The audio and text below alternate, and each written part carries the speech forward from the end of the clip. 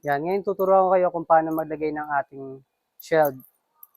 Meron tayong dalawang klase ng hooks, metal hooks, tsaka plastic hooks. Depende sa inyo kung anong gagamitin yung hooks, sa either metal or plastic.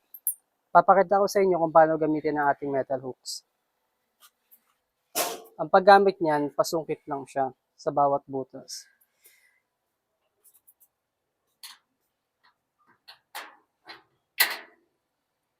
Sa kabila. Dapat tapat-tapat siya.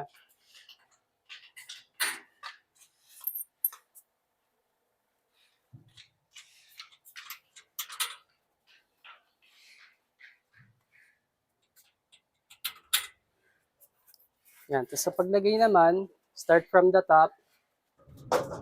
Tapos dahan-dahan nyo siyang slide pababa. Pag nakita nyo hindi pantay, adjust kayo ng isang butas pataas or pababa. Depende kung saan yung kailangan adjustan.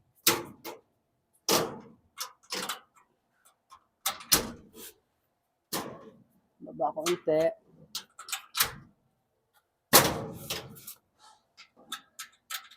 Yan. Adjust lang kayo hanggang sa makuha nyo yung tamang sukat. Tamang pagkapantay. Yan. Tapos sa ating plastic hooks naman, ang gagawin nyo lang, ito, ipipress nyo lang siya. Press.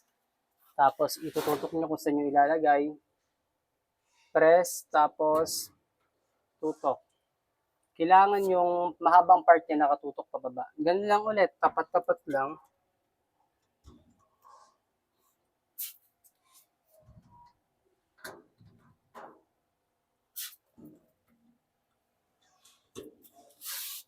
Yan, kapag nalagay nyo na, patong nyo ulit, galing sa taas, pababa.